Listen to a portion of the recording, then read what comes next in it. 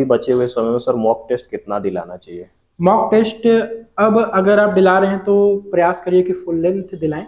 जी। और इसका एक फिक्स नंबर नहीं है, मैं तो बोलूँगा कि लास्ट के 15 दिन जब बचे रहे तब नहीं दिलाना है। लेकिन अभी ऐसा है कि उसका एक पर्पस इतना ही होता है कि अपने आप को जांचना है कि कितना बन रहा है मेरे से। और मैं अगर आप 5-6 अगर दिला देते हैं, 5 या 5 मेरे ख्याल से अभी से लेकर के एग्ज़ाम तक, आप उसको अभी अगले 20 दिन में दिला दीजिए, लास्ट के 10-15 दिन में उसको आप अवॉइड करेंगे।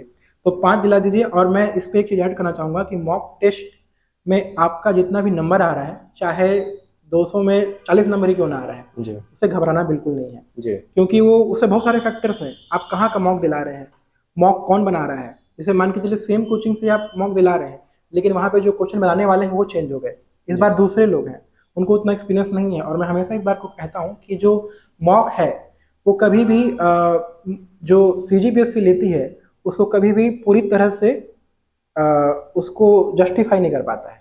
क्योंकि वहाँ पे चीज़ें आपको अलग ही दिखेंगी, आप चाहे 100 मॉक दिला लीजिए, लेकिन आप जब 22 फरवरी को एग्जाम देंगे या जब भी प्रीलिम्स है तो उस दिन आपको कुछ अलग ही दिखेगा। तो अगर आप बहुत ऊपर भी अगर आ रहे हैं मॉक में तो ओवर कॉन्फिडेंस नहीं होना है, अगर बहुत नीचे भी जा रहे हैं तो अंडर कॉन्फिडेंट नहीं होना है। अपने आप को बस ये ध्यान रखना है कि सिली मिस्टेक्स ना हो और जो बेसिक क्वेश्चन है वो मेरे से बन जाए। सर अगर मॉक में कम नंबर आ रहा है तो उसको एनालिसिस करके उसको किस तरीके से बढ़ा सकते हैं स्कोरिंग? उसमें आपको देखना है कि आपके कौन कौन से पॉइंट्स, उसमें आपके अगर कम नंबर आ रहे हैं तो उसके अलग अलग रीजन है।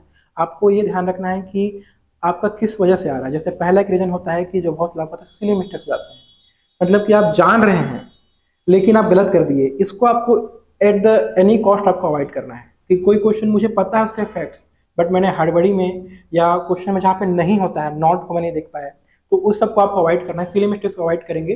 और दूसरा एक गलती होता है कि आपके पास नॉलेज ही नहीं है। तो अगर कोई ऐसा टेस्ट है जहाँ पे आपके पास वो थोड़ा ऑथेंटिक है और वहाँ पे अच्छे अच्छे क्वेश्चन भी आए हुए हैं, फिर भी आप वहाँ पे आपका कुछ कमी है, तो वहाँ पे आपको थोड़ा और मेहनत करने की जरूरत पड़ेगी। अगर आप 6 घंटा पढ़ रहे हैं तो आप थोड़ा उसको 8, 9, 10 कर दीजिए। और जो आपका पोर्शन मान के चलिए, साइंस में नंबर कम हो रहा है, आप 5-6 में पढ़ने समझ में आता है, पॉलिटी में 18 में 16 बन गए, ऐसा करके समझ में आता है, लेकिन इतिहास में 10 में मेरा 2 ही बन रहा है, मतलब इतिहास वीक है।